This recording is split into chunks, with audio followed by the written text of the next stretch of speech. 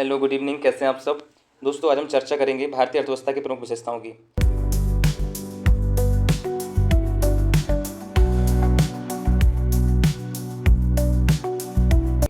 भारतीय अर्थव्यवस्था की प्रमुख विशेषताएं जो है मुख्य परीक्षा का पेपर नंबर 3 के यूनिट नंबर फर्स्ट का एक सब टॉपिक है। इसको हम कुछ आयामों में बांट करके पढ़ने वाले हैं। कितने आयामों में हम इसे बांट करके पढ़ेंगे? तो इसके प्रमुख आयाम हैं। पहला है प्रस्तावना, जिसे हम सामान्य परिचय कहते हैं। संरचना की फिर हम बात करेंगे, फिर हम बात करेंगे विशेषताओं की, फिर हम बात करेंगे निष्कर्ष की। इन सभी बिंदुओं में सबसे इंपॉर्टेंट जो बिंदु है वो विशेषताएं हैं। भाई, विशेषताओं की बात इसलिए इंपॉर्टेंट है क्योंकि ये सीधा सीधा हमारे पाठ्यक्रम के अंतर्गत उल्लेखित है। पाठ्यक्रम के अंतर्गत उल्लेखित है। इसको हम दो प्रकार से बांट सकते हैं, बांट कह सकते हैं। भाई, भारतीय अर्थव्यवस्था आज दो प्रकार से बटी हुई है।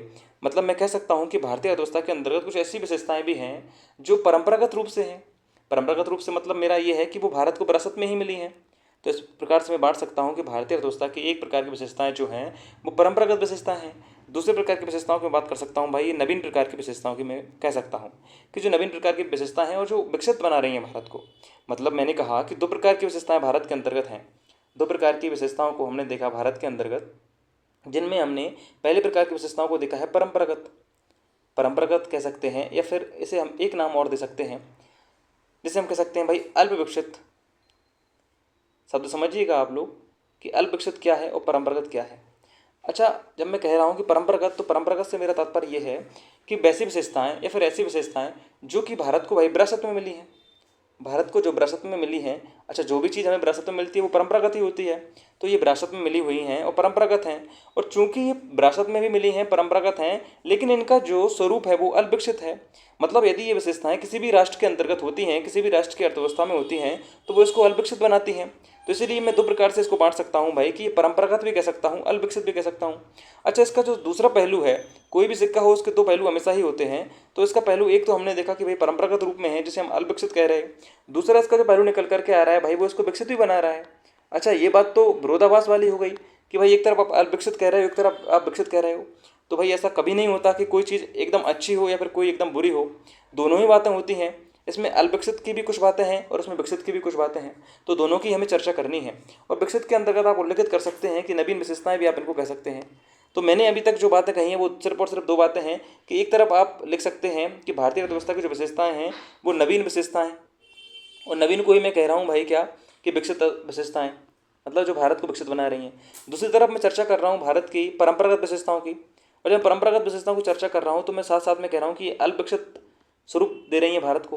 तो इतनी बातें आपको क्लियर हो गई होंगी। अब हम फिर से चलते हैं हमारे डायमेंशंस की ओर। जो डायमेंशंस हमने देखे हैं उनके अंतर्गत मैंने कहा है कि सबसे पहले हम प्रस्तावना की बात करेंगे, सामान्य परिचय की, फिर हम बात करेंगे संरचना की, फिर हम बात करेंगे विशेषताओं की, इसके पश्चात हम बात करेंगे निष्कर्ष की। तो बिना किसी देरी के हम प्रारंभ करते हैं अपने सामान्य परिचय से। सामान्य परिचय की जब हम बात करेंगे तो यहाँ पर कुछ बिंदु उल्लेखित हैं। जैसे कि मैंने कहा है कि भारतीय अर्थव्यवस्था जो है भाई, वो वर्तमान के अंतर्गत सर्वाधिक तीव्र गति से बढ़ने वाली एक अर्थव्यवस्था है। अच्छा, मुख्य परीक्षा की दृष्टि से मैं आपको एक बात बताता हूँ। जब भी आप कोई लाइन लिखें, जैसे आपने कोई स्टेटमेंट लिखा हुआ है मुख्य परीक्षा में अपनी कॉपी में, तो उस स्टेटमेंट को आप अगली ही लाइन में उसका प्रूफ दे दें, या मैं कहूँ कि प्रमाण दे दें। भाई, ये क्यों जरूरी है? ये इसलिए ज़रूरी है कि इससे परीक्षक आपको समझता है। परीक्षक की दृष्टि में ये हो जाता है कि भाई जो भी इसको लिखने वाला है उसके पास इस विषय की समझ है, इस बिंदु की समझ है, लप्पाबाजी सीधी सीधी नहीं चल रही है। तो जब भी हमने पहला बिंदु लिखा, पहला बिंदु क्या लिखा कि भारतीय अर्थव्यवस्था वर्तमान में सर्वाधिक तीव्र गति से बढ़ने वाली एक अर्थव्यवस्था है, तो पर मैंने अगले ही लाइन में एक बात बोली, या मैंने कहा कि एक बिंदु उल्लेखित किया। कौन सा बिंदु उल्लेखित किया? कि भाई इसकी आर्थिक समृद्धि दर अन्य देशों से अधिक है। इसलिए 2023 के अंतर्गत भारत जो है विश्व की 5वीं बड़ी अर्थव्यवस्था के रूप में स्थापित हुआ है। अब आप शब्द समझिएगा, शब्द किस प्रकार से मैंने लिखे हैं कि भारतीय अर्थव्यवस्था वर्तमान के अंतर्गत सर्वाधिक तीव्र गति से बढ़ने वाली अर्थव्यवस्था है और इसकी आर्थिक समृद्धि दर अन्य देशों से सर्वाधिक है, या अन्य देशों की तुलना करूं तो अधिक है। अन्य देशों से तुलना करने पर भारत की आर्थिक समृद्धि दर अधिक है, और अधिक है इसीलिए तो भारत 2023 के अंतर्गत विश्व में 5वीं बड़ी अर्थव्यवस्था के रूप में उल्लेखित हुआ है या स्थापित हुआ है। तो क्या मैंने इसका प्रमाण नहीं दे दिया कि भारत जो है विश्व की आज 5वीं बड़ी अर्थव्यवस्था बन गया है, तो उसकी आर्थिक समृद्धि दर निश्चित ही अन्य देशों से अधिक है। तो इस प्रकार से आप एक परिचय लिख सकते हैं, प्रस्तावना लिख सकते हैं। अच्छा, जब आप इन बिंदुओं को लिखेंगे तो क्या भारतीय अर्थव्यवस्था विकसित अर्थव्यवस्था के रूप में आपको नहीं दिख रही? मतलब इन दोनों बिंदुओं की अगर मैं बात करूं तो ये बता रहे हैं कि भारतीय अर्थव्यवस्था विकसित के रूप में स्थापित हो चुकी है। लेकिन नहीं, आज हम विकसित के रूप में पूर्णतः स्थापित नहीं हो चुके हैं, क्योंकि हमारे तो पाठ्यक्रम की बात करें या फिर हम अभियानों की बात करें जो भी हम लेकर के चल रहे हैं, उनमें 2047 को हम मान रहे हैं कि भाई 2047 तक हम विकसित अर्थव्यवस्था के रूप में स्थापित होंगे। अच्छा भाई, 2047 तक स्थापित होंगे तो आज हमारा जो दृष्टिकोण है वो किस प्रकार का है? तो उसी दृष्टिकोण को बताने के लिए हम एक बिंदु और उल्लेखित करेंगे कि अर्थव्यवस्था के अंतर्गत आज भी कृषि क्षेत्र की प्रमुख भूमिका रही है। आज के अगर हम बात करें वर्तमान अर्थव्यवस्था की, तो उसमें आज भी भाई कृषि क्षेत्र की प्रमुख भूमिका है। तो जब कृषि क्षेत्र की भूमिका आज सर्वाधिक है, तो फिर से हमने कह दिया कि भाई ये संक्रमणशील अवस्था में ही है। मतलब इन तीनों बिंदुओं को अगर कोई कंसाइज करे और अगर अर्थव्यवस्था की समझ उसके पास हो, तो वो समझ जाएगा भाई कि इसने परिचय के अंतर्गत दोनों ही बातें बता दी हैं। पहले इसने बताया है कि भारतीय अर्थव्यवस्था तीव्र गति से भाई बढ़ रही है, और उसने बता दिया कि 2023 के अंतर्गत पांचवी बड़ी अर्थव्यवस्था के रूप में ये स्थापित भी हो चुका है, विश्व की पांचवी बड़ी अर्थव्यवस्था आज ये बन चुका है। और फिर उसने जस्ट ही लिख दिया भाई कि कृषि क्षेत्र की आज भी भूमिका इसमें सर्वाधिक है। यानी कि इसका अगर मैं निष्कर्ष निकालूं तो निष्कर्ष निकल करके ये आ रहा है भाई कि भारत विकासशील और विकसित दोनों का आज मिश्रित रूप लिए हुआ है, यानी कि संक्रमणशील अवस्था में आज भी है। तो इतने बिंदु आप प्रस्तावना के अंतर्गत उल्लेखित कर सकते हैं।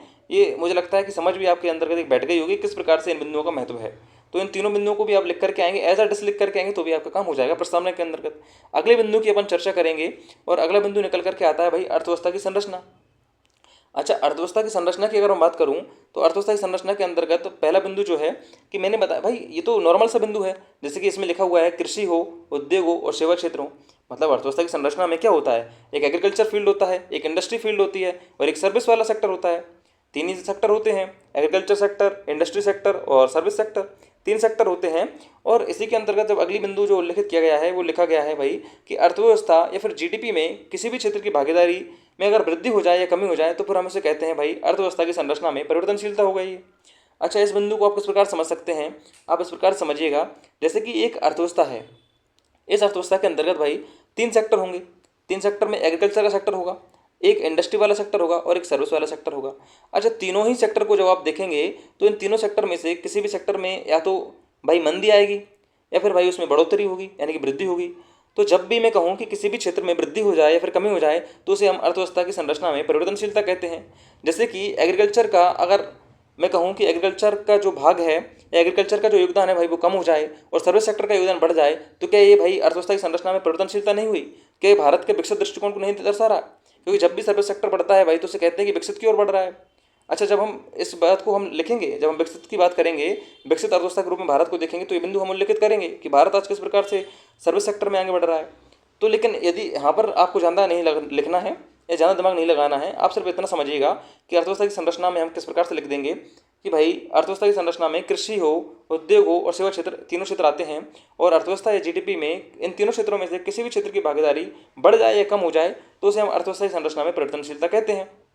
इतना बात लिख करके आप उसको छोड़ देंगे, क्योंकि ये महत्वपूर्ण बिंदु नहीं है। महत्वपूर्ण बिंदु जो है वो हमारा अगला है कि अर्थव्यवस्था की विशेषताएं। अब जब अर्थव्यवस्था की विशेषताओं की बात मैंने पहले ही आपसे की कि उसके अंतर्गत हम दो प्रकार से इसको देखते हुए चल रहे हैं, लेकिन पहले हम जब इसको स्टार्ट करेंगे तो हम कह सकते हैं भाई कि भारतीय अर्थव्यवस्था एक संक्रमणशील या फिर विकासशील अर्थव्यवस्था की संज्ञा वाली अर्थव्यवस्था कही जाती है। ये बिंदु आप समझ गए होंगे, क्योंकि मैंने आपको पहले ही बताया है कि भारतीय अर्थव्यवस्था दोनों प्रकार की विशेषताएं रखे हुए है। और अगले ही बिंदु में मैंने इसकी फिर से उल्लेखित भी किया है इन्हीं बिंदुओं को, कि इसलिए इस अर्थव्यवस्था में अल्पविकसित अर्थव्यवस्था और विकसित अर्थव्यवस्था दोनों के ही लक्षण देखने को मिलते हैं। अच्छा, जब इतने बिंदुओं को लिखने के पश्चात हम बात करेंगे इसके अल्पविकसित अर्थव्यवस्था के रूप में किस प्रकार से ये विद्यमान है, मतलब अल्पविकसित अर्थव्यवस्था के रूप में किस प्रकार से विद्यमान है, इसकी हम चर्चा करेंगे। इसके पश्चात हम चर्चा करेंगे कि विकसित अर्थव्यवस्था के रूप में किस प्रकार से विद्यमान है, और दोनों बिंदुओं को देखने के पश्चात हम बात करेंगे इसके निष्कर्ष की। तो यहाँ पर मैंने सिर्फ की पॉइंट्स लिखे हुए हैं, लेकिन हमें इनके अंदर का डाटा लिखना है और हम वन बाय वन इनको देखते हुए चलते हैं। तो सबसे पहले हम चर्चा कर रहे हैं कि अल्प विकसित अर्थव्यवस्था के रूप में भारतीय अर्थव्यवस्था। तो जब आप हेडिंग डालेंगे इस प्रकार की और पहला बिंदु उल्लेखित करेंगे कि भाई कृषि प्रधान अर्थव्यवस्था, तो पहले बिंदु के अंतर्गत आप उल्लेखित करेंगे कि कृषि प्रधान अर्थव्यवस्था की भारतीय अर्थव्यवस्था आज भी भाई कृषि प्रधान अर्थव्यवस्था रखे हुए है। मतलब मैं क्या कहना चाहता हूँ कि मैंने पहला बिंदु जो लिखा है कि कृषि प्रधान अर्थव्यवस्था है, इसके अंतर्गत मैं क्या कह रहा हूँ कि भारतीय अर्थव्यवस्था जो है आज भी कृषि की प्रधानता ओढ़े हुए है। किस प्रकार से ओढ़े हुए हैं? इस प्रकार से ओढ़े हुए है क्योंकि भाई ये कृषकों की आजीविका का मुख्य साधन है। जो हमारे कृषक भाई हैं, कृषक बंधु हैं, उनकी आजीविका का आज भी जो मुख्य साधन क्या है भाई, वो कृषि है। आजीविका का मुख्य साधन आज भी कृषि है। दूसरी भाई बात यह है कि आज भी हमारे जो कुल कार्यशील जनसंख्या है, आज भी जो कुल कार्यशील जनसंख्या है, उस कार्यशील जनसंख्या की अगर मैं बात करूं तो भाई 42% भाग आज भी भैया कृषि से जुड़ा हुआ है। तो मैंने क्या कहा, मैंने पहला बिंदु उल्लिखित किया कि कृषि प्रधान अर्थव्यवस्था। इसके अंतर्गत मैंने दो बातें उल्लिखित कर दी। कौन कौन सी? कि भाई कृषकों की आजीविका का आज भी सबसे बड़ा साधन जो है वो कृषि है। दूसरी बात मैंने बताई कि कार्यशील जनसंख्या के अंतर्गत 42% भाग जो है वो आज भी कृषि क्षेत्र से जुड़ा हुआ है। तो क्या भारतीय अर्थव्यवस्था कृषि प्रधान अर्थव्यवस्था नहीं होगी? इसके अंतर्गत आप दोनों ही बिंदुओं को उल्लेखित कीजिएगा कि भारतीय अर्थव्यवस्था को कृषि प्रधान अर्थव्यवस्था की संज्ञा दी जाती है, क्योंकि ये कृषकों की आजीविका का मुख्य साधन है और 42% कुल कार्यशील जनसंख्या का भाग इससे जुड़ा हुआ है। आप इस बिंदु को यहाँ पर उल्लिखित करिएगा। यहाँ पर मतलब आप इसका स्क्रीनशॉट भी बाद में ले पाएँ, मैं इस प्रकार से इसको व्यवस्थित कर रहा हूँ, इसलिए सिर्फ और सिर्फ की पॉइंट्स में इसमें लिख रहा हूँ। अगला बिंदु जो है वो है ग्रामीण आधारित अर्थव्यवस्था। अच्छा, जब मैं बात करूंगा ग्रामीण आधारित अर्थव्यवस्था की तो फिर मैं इसमें फिर से कुछ मैं डाटा डाल करके दूंगा। तो मैं चर्चा करूंगा अगले बिंदु की, ग्रामीण आधारित अर्थव्यवस्था। इसके अंतर्गत हम देखेंगे भाई, हम कहेंगे भाई कि भारतीय अर्थव्यवस्था जो है, अगर मैं भारत की बात करूं तो आज भी 67% आबादी जो है, 67% आबादी आज भी जो है वो ग्रामीण क्षेत्रों में निवास करती है। 67% आबादी आज भी भारत की भाई ग्रामीण क्षेत्रों में निवास कर रही है। और ये जो आबादी है ये मांग के अंतर्गत, ये मांग और आपूर्ति में एक बड़ा हिस्सा लिए हुए है। यानी कि 67% आबादी आज भी ग्रामीण क्षेत्रों में निवासरत है और ये मांग और आपूर्ति में महत्वपूर्ण भूमिका रख रही है। और ये कृषि क्षेत्र के साथ साथ चाहे पशुपालन हो भाई, पशुपालन हो, चाहे मत्स्य पालन हो, पशुपालन, मत्स्य पालन, कुटीर उद्योग धंधे आदि की आर्थिक गतिविधियों में संलग्न है। तो हमने जो दूसरा बिंदु देखा उस बिंदु के अंतर्गत हमने उल्लिखित किया कि ग्रामीण आधारित अर्थव्यवस्था हमारी हेडिंग हुई। उसके अंतर्गत हमने लिखा भाई कि 67% आज भी जो भारत की आबादी है, 67% आबादी आज भी ग्रामीण क्षेत्रों में निवासरत है और ये मांग आपूर्ति में महत्वपूर्ण स्थान रखे हुए है तथा ये कृषि के साथ साथ पशुपालन, मत्स्य पालन, कुटीर उद्योग धंधे में संलग्न है।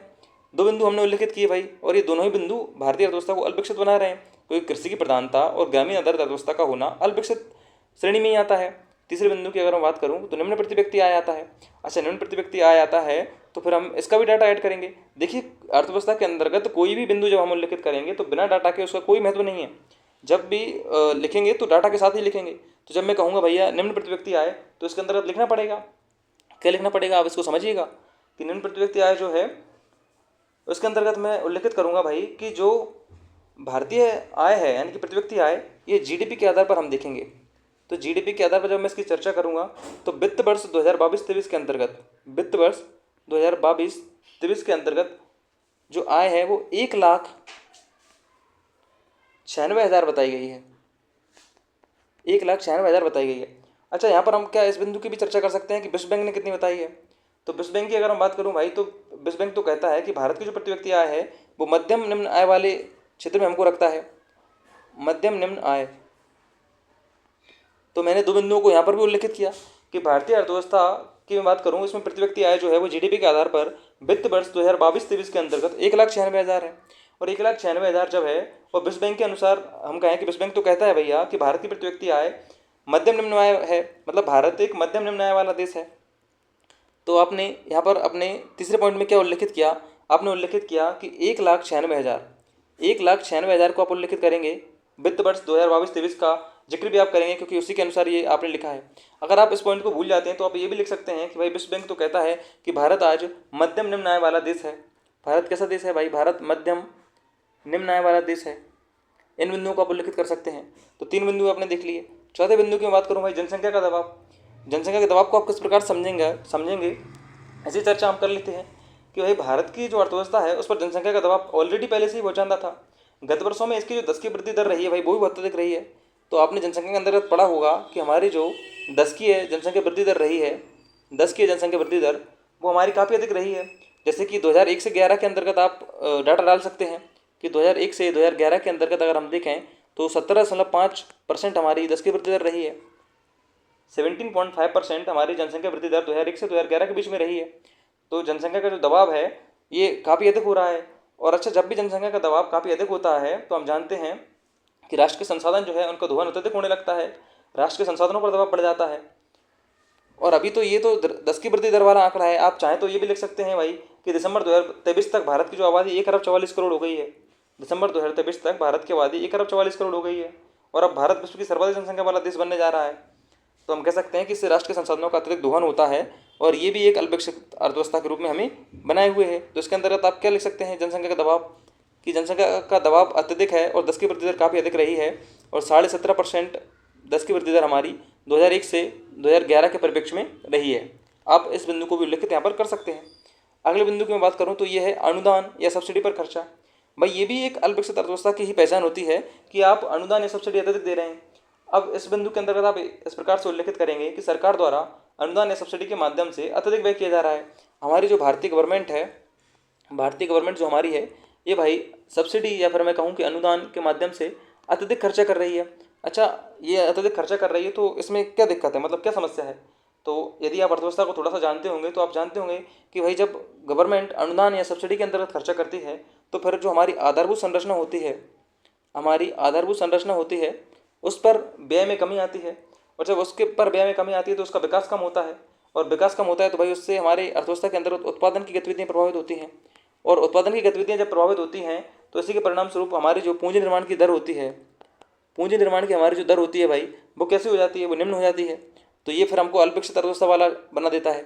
तो हम इस प्रकार से इसमें भी उल्लेखित कर सकते हैं कि भारतीय अर्थव्यवस्था जो है भाई, वो अनुदान या सब्सिडी के माध्यम से हमारी सरकार अत्यधिक व्यय कर रही है। इससे राष्ट्र की आधारभूत संरचना पर कम व्यय हो पा रहा है, फलस्वरूप हमारा जो पूंजी निर्माण की दर जो है वो निम्न हो रही है। तो इस प्रकार से आप इस बिंदु को भी उल्लेखित कर सकते हैं। अगले बिंदु की अगर मैं चर्चा करूँ तो ये अगला बिंदु है हमारा गरीबी। अच्छा, गरीबी के अंतर्गत भी आप डाटा डालेंगे तो आप इस प्रकार से लिख सकते हैं कि जो नीति आयोग की 2023 के अंतर्गत रिपोर्ट आई थी, नीति आयोग की 2023 के अंतर्गत एक रिपोर्ट आई थी, और वो रिपोर्ट में बताया गया है कि भारत के अंतर्गत लगभग 15% जो व्यक्ति हैं या 15% लोग जो हैं, आज भी आबादी 15% भारत की गरीबी रेखा के अंतर्गत आ रही है, यानी कि बिलो द पॉवर्टी लाइन आज भी 15% हमारे भारतीय गरीबी जो आबादी है वो है। आप इस प्रकार से उल्लेखित कर सकते हैं कि नीति आयोग की 2023 की रिपोर्ट के अनुसार भारत में लगभग 15% आबादी गरीबी रेखा के अंतर्गत आती है। अच्छा, ये बिंदु आपको किस किस ओर इशारा कर रहा है? आर्थिक विषमता की ओर इशारा कर रहा है। आर्थिक विषमता की ओर इशारा ये बिंदु कर रहा है। आर्थिक विषमता हमारे यहाँ पर उच्च हो जाती है, और जब आर्थिक विषमता उच्च है तो भारत में मुद्रास्फीति की दर भी उच्च होगी, और जब जो मुद्रास्फीति की दर उच्च होगी तो फिर आर्थिक विषमता को ये फिर से बढ़ा देगा, क्योंकि ये फिर एक ट्रैप बन जाता है गरीबी का।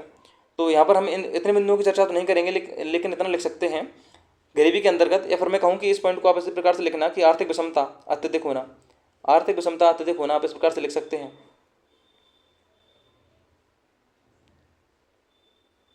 आर्थिक विषमता अत्यधिक होना, आप इस प्रकार से इस बिंदु को उल्लेखित कर सकते हैं कि भारतीय परिप्रेक्ष्य में जो नीति आयोग की 2023 की रिपोर्ट का भी आप जिक्र यहाँ पर करेंगे कि लगभग 15% आबादी जो है आज भी बिलो द पॉवर्टी लाइन है। बीपीएल के अंतर्गत आज भी 15% आबादी हमारी आ रही है। आप इस बिंदु को उल्लेखित कीजिएगा। अगले बिंदु आएगा बेरोजगारी। तो बेरोजगारी के अंतर्गत आप लिख सकते हैं भाई कि हमारे यहाँ पर जनसंख्या काफ़ी अधिक बड़ी है, और जनसंख्या जब बड़ी है तो भाई रोजगार के अवसर हमारे पास पहले से ही कम थे, और जनसंख्या आज तेज गति से बढ़ रही है, तो फिर इस संसाधनों पर दबाव अत्यधिक बढ़ा। दबाव बढ़ने से भाई रोजगार के अवसर बिल्कुल निम्न हो गए।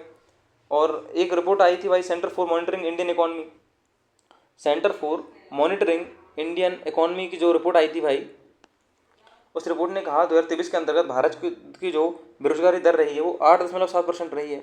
तो आप इस रिपोर्ट का भी यहाँ पर उल्लेख कर सकते हैं। और ये जो 8.7% जो हमारी बेरोजगारी रही है, गत 15 वर्षों में सर्वाधिक है, आप ये उल्लेखित कर सकते हैं। तो आप इस बिंदु के अंतर्गत लिखेंगे भाई बेरोजगारी के अंतर्गत रिपोर्ट के आप जिक्र करेंगे कि centre for monitoring Indian economy report के अनुसार 2023 में भारत की बेरोजगारी दर 8.7% रही है, और 8.7% ये दर रही है, ये गत 15 वर्षों में सर्वाधिक रही है, गत 15 वर्षों में ये सर्वाधिक रही है। तो आप इन बिंदुओं में इतना उल्लेखित करेंगे तो आपका अल्प विकसित अर्थव्यवस्था के रूप में भारतीय अर्थव्यवस्था आराम से हो जाएगी। आप इसका स्क्रीनशॉट लेकर रख सकते हैं, बिल्कुल की पॉइंट्स आपके बन गए हैं। आप इसको एग्जाम से एक दिन पहले भी देख करके जा सकते हैं। इसके पश्चात आप कुछ और बिंदु भी लिख सकते हैं, जैसे यातायात संचार साधनों की हमारे पास आज कमी है, तकनीकी कौशल पिछड़ेपन की समस्या आज हमारे पास है। तो आप इन बिंदुओं को भी उल्लेखित कर सकते हैं, लेकिन मुझे लगता है कि जो महत्वपूर्ण बिंदु थे वो मैंने उल्लेखित यहाँ पर कर दिए हैं।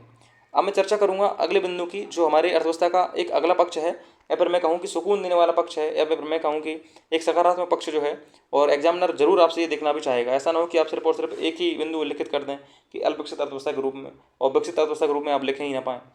तो आप उसी प्रकार से मैनेज करिएगा चीज़ों को कि दोनों ही बिंदु आप वहाँ पर बता पाएँ। जब आप चर्चा करेंगे विकसित अर्थव्यवस्था के रूप में, तो आप पहला बिंदु उल्लेखित कर रहे होंगे भाई कि आर्थिक नियोजन बढ़िया है।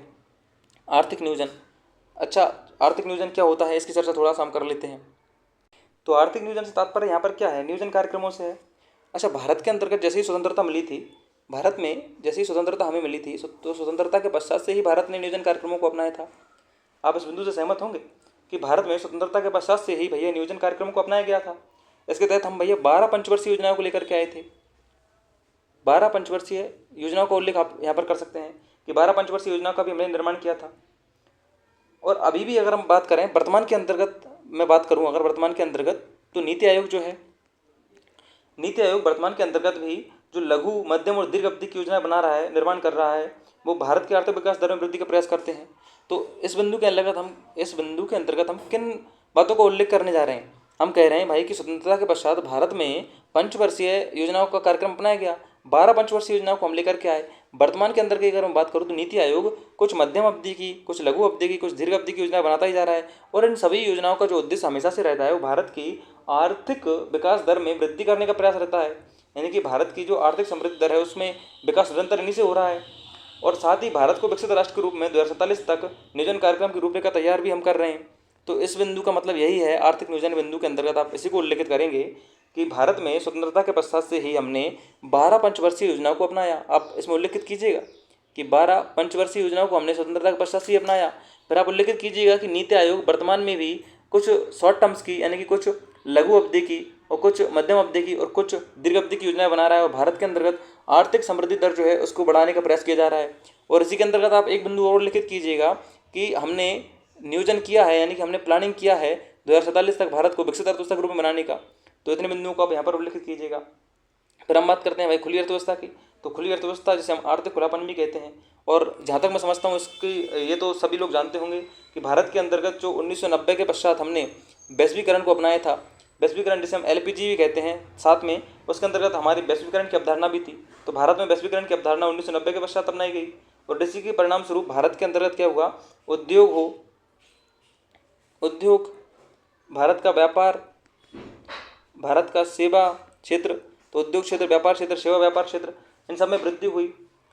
और इन सब में वृद्धि होने से एक और तो खुली अर्थव्यवस्था से उत्पादन को बढ़ावा मिला, और दूसरी ओर भारत के अंतर्गत प्रत्यक्ष विदेशी निवेश, जो निवेश है उसके प्रभाव में वृद्धि हुई।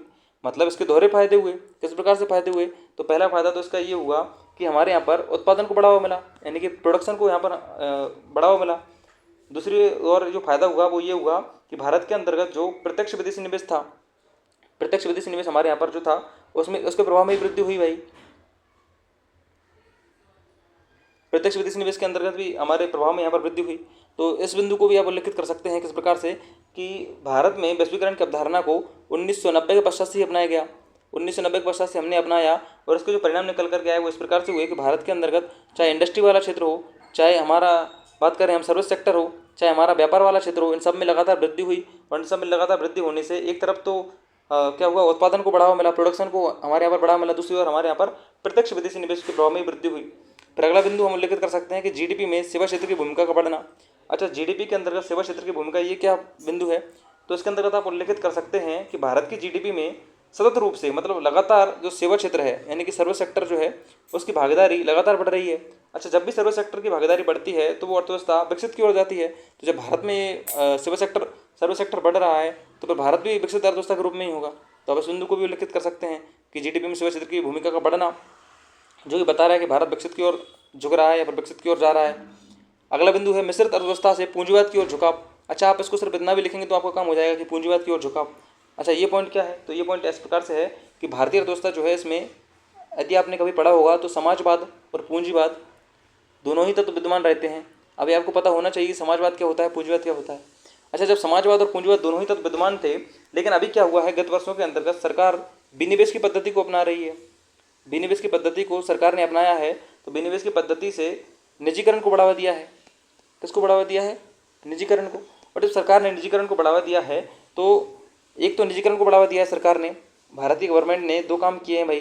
पहला काम ये है कि विनिवेश के माध्यम से निजीकरण को बढ़ावा दिया है, और दूसरा पॉइंट ये है भाई कि जो बाजार की आर्थिक क्रियाएं थी उनमें हस्तक्षेप बहुत कम किया है।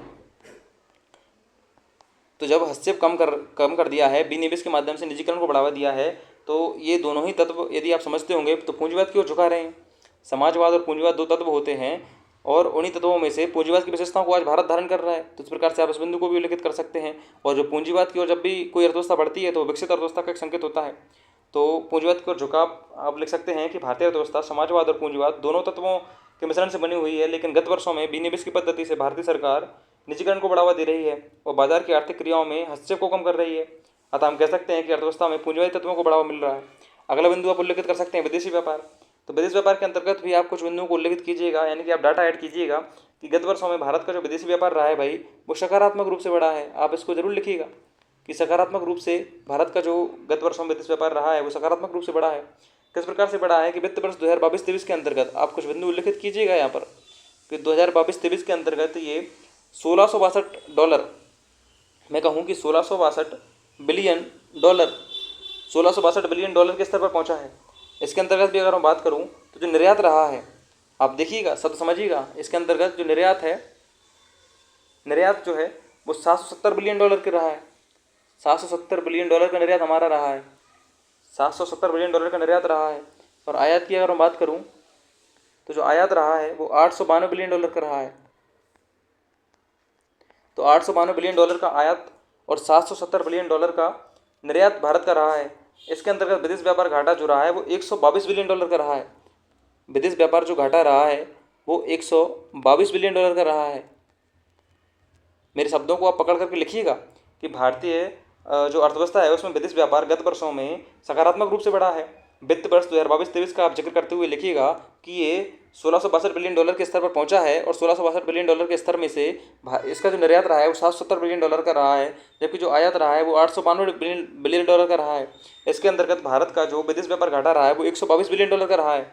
अच्छा, अब आप कह रहे हो कि विदेश व्यापार घाटा तो भारत को हुआ, तो ये सकारात्मक बिंदु कहाँ से हुआ भाई? जब आपको पता चलेगा कि गत वर्षों में तुलनात्मक रूप से ये कम घाटा है, मतलब गत वर्षों में आप देखोगे तो और भी ज़्यादा घाटा, विदेश व्यापार घाटा भारत को था, लेकिन ये गत वर्षों में लगातार घाटा कम होता चला जा रहा है, तो एक सकारात्मक बिंदु हमारे यहाँ पर हो जाएगा। तो आप इन बिंदुओं को उल्लेखित करते हुए लिख सकते हैं कि भारतीय अर्थव्यवस्था में जो विदेश व्यापार है वो सकारात्मक रूप से बढ़ रहा है। अगला बिंदु आप लिखेंगे कि उद्योगों का विस्तार हुआ है भारत के अंतर्गत। ये एक सामान्य से बिंदु होते हैं जिनके आप जिक्र कर सकते हैं। तो क्या लिखेंगे आप इसमें? उद्योगों के विस्तार में आप लिखेंगे कि भारत का जो विनिर्माण क्षेत्र है, भारत को हम विनिर्माण क्षेत्र में अग्रणी बनाना चाहते हैं। जो भारत का भाई विनिर्माण क्षेत्र है इसमें भारत को हमें अग्रणी बनाना है, और चूंकि भारत को हमें अग्रणी बनाना है तो उद्योगों के विस्तार को प्राथमिकता दी गई है। उद्योगों के विस्तार को प्राथमिकता दी जा रही है। इसके अंतर्गत आप उल्लेखित कर सकते हैं कि एमएसएमई को हमने प्रमुख स्थान दिया है। देखिए, अगर आप थोड़ा सा भी पढ़ते सुनते हैं, अखबार अच्छे से पढ़ रहे हैं, न्यूज़पेपर पढ़ रहे हैं, तो कुछ ज़्यादा मतलब इसमें रटने जैसी स्थिति कुछ है नहीं। बस आपको थोड़ा सा सोचना है और लिखना है, और चूंकि एग्जाम में जाकर के इसको नहीं सोचा सकता, पहले से चीज़ें प्रिपेयर करनी होती हैं। तो आप इस प्रकार से देख सकते हैं कि भारत में जो विनिर्माण क्षेत्र को अग्रणी बनाने के लिए, बढ़ावा देने के लिए हमने उद्योगों के विस्तार को प्राथमिकता दी। इसमें हमने एमएसएमई को प्रमुख स्थान दिया, और सरकार जो है एसईजेड के माध्यम से भी इन चीज़ों को बढ़ावा दे रही है। एसईजेड से हम स्पेशल इकोनॉमिक जोन कहते हैं। स्टार्टअप नीतियाँ भारत सरकार लेकर के आ रही है, इसका भी आप उल्लेख कीजिएगा स्टार्टअप नीति का। इन सब के द्वारा भारतीय उद्योग के विकास को विस्तार मिल रहा है। इस बिंदु को भी आप कवर कर सकते हैं यहाँ पर। तो अब यहाँ पर उद्योग के विस्तार में जरूर लिखिएगा, एमएसएमई का जिक्र जरूर करिएगा, एमएसएमई एसईजेड का भी आप जरूर जिक्र कीजिएगा, और साथ ही साथ आप स्टार्टअप नीति वाली बात भी यहाँ पर जरूर उल्लेखित कीजिएगा। अगला बिंदु है यहाँ पर प्रति व्यक्ति आय लिखा हुआ है। और प्रति व्यक्ति आय, अब आप कहेंगे कि प्रति व्यक्ति आय को अभी तो हमने देखा था निम्न, या फिर हम कहें कि अल्प विकसित अर्थव्यवस्था के क्षेत्र में, तो अब यहाँ पर विकसित में किस प्रकार से इसको देखा जाएगा? तो भाई थोड़ा सा शब्दों को हम फिर से घुमा देंगे। प्रति व्यक्ति आय को जब हम लिखेंगे तो यहाँ पर हम शब्दों को घुमा देंगे। वहाँ हमने विश्व बैंक को बताया था कि भाई विश्व बैंक मध्यम निम्न आय वाले क्षेत्र में हमको रख रहा है, लेकिन हम यहाँ पर कहेंगे भाई कि भारत में गत 10 वर्षों के दौरान, भारत में गत 10 वर्षों यानी कि पिछले 10 वर्षों को अगर हम देखें तो प्रति व्यक्ति आय हमारी भाई दोगुनी हो गई है। प्रति व्यक्ति आय हमारी जो दोगुनी हो गई है। अच्छा, दोगुनी हो गई है तो वित्त वर्ष 2023 के अगर हम चालू मूल्यों पर इसकी बात करें तो भारत की जो जीडीपी का आकार जो है $4.11 ट्रिलियन का हुआ है। $4.11 ट्रिलियन का यहाँ पर आकार हमको देखने को मिला है। और जो पर कैपिटा इनकम हमारी है, पर कैपिटा इनकम जो हमारी है उसमें तीव्र गति से वृद्धि भी हुई है। तो अब इस प्रकार से इस बिंदु को भी उल्लेखित कर सकते हैं कि भारत की प्रति व्यक्ति आय गत 10 वर्षों के दौरान बढ़कर के दोगुनी हो गई है, और 2023 के अंतर्गत चालू मूल्यों पर भारत की जीडीपी $4.11 ट्रिलियन की हुई है, और पर कैपिटा इनकम में भी तीव्र गति से वृद्धि इसमें हुई है। तो आप इतने बिंदुओं में इसको उल्लेखित कर सकते हैं कि विकसित अर्थव्यवस्था के रूप में। तो हमने जो डायमेंशन बनाए थे वो लगभग रूप से कवर हो चुके हैं। हमने बात की थी कि हम प्रस्तावना को देखेंगे, हमने चर्चा की प्रस्तावना की, संरचना की हमने बात की, संरचना के पश्चात हमने जो बात की वो विशेषताओं की, और दोनों ही प्रकार से हमने विशेषताओं को अच्छे से कवर किया। अब बात करेंगे हम निष्कर्ष की। तो निष्कर्ष में मुझे नहीं लगता कि कुछ ऐसा महत्वपूर्ण निष्कर्ष होता है जो भी आपकी एक समझ बन पाई है इस पूरे लेक्चर के बाद, या फिर मैं कहूँ कि पूरे टॉपिक को पढ़ने के बाद आपकी जो समझ बनी भाई इसकी निष्कर्ष हो गया। अच्छा, अगर मैं कहूँ कि मेरी क्या समझ बनी, या फिर मैं यदि लिखता, तो देखो मैं मतलब जैसे हमने पूरा टॉपिक पढ़ा, तो पूरा टॉपिक पढ़ने के पश्चात से कौन से बिंदु हमारे दिमाग में आ रहे हैं या फिर हम किस प्रकार समझ पाएँ, उन बिंदुओं को हम यहाँ पर उल्लेखित कर सकते हैं। जैसे मैं कह सकता हूँ भाई कि भारतीय अर्थव्यवस्था या फिर मैं कहूँ कि उपरोक्त बिंदुओं से स्पष्ट है, सीधे लिख सकते हैं। या फिर कहें कि निष्कर्षता हम कह सकते हैं कि भारतीय अर्थव्यवस्था वर्तमान में तो भाई संक्रमणशील अवस्था में है। क्या आपने अभी नहीं देखा कि भारतीय अर्थव्यवस्था में संक्रमणशील तत्व विद्यमान है? तो आप कहेंगे यहाँ पर कि भारतीय अर्थव्यवस्था वर्तमान में तो भाई संक्रमणशील अवस्था में है। इस बिंदु को आप उल्लिखित कीजिएगा कि भारतीय अर्थव्यवस्था वर्तमान में संक्रमणशील अवस्था में है, जो सतत और तीव्र गति से बढ़ रही है, जो सतत व तीव्र गति से विकसित की ओर अग्रसर है, विकसित की ओर अग्रसर है, या फिर कहेंगे विकसित की ओर बढ़ रही है। तो आप बस इतना लिखकर भी निष्कर्ष को छोड़ देंगे तो आपका काम हो जाएगा कि भारतीय अर्थव्यवस्था वर्तमान में संक्रमणशील अवस्था में है, जो सतत और तीव्र गति से विकसित अर्थव्यवस्था की ओर बढ़ रही है। इतना लिख करके निष्कर्ष आपका खत्म हो जाएगा। इस प्रकार से आज हमने हमारा जो टॉपिक था कि भारतीय अर्थव्यवस्था की विशेषता है उसको अच्छे से कंप्लीट किया। अब डाटा मैंने आपको इतना दे दिया है, इतना कंटेंट दे दिया है, अब ये आपकी जिम्मेदारी बनती है कि 7 नंबर में जब आए तो आप इसे अच्छे से लिख पाएँ, शब्दों के अनुसार 7 नंबर में और शब्दों के अनुसार 10 नंबर में आप इसको लिख करके अपना काम चला पाएँ। ऐसे कीबोर्ड्स बना करके रख लीजिएगा और अच्छे से इसको प्रिपेयर करके रखिएगा। तब तक के लिए धन्यवाद। Thank you so much. मिलेंगे हम अगले वीडियो में। Thank you so much.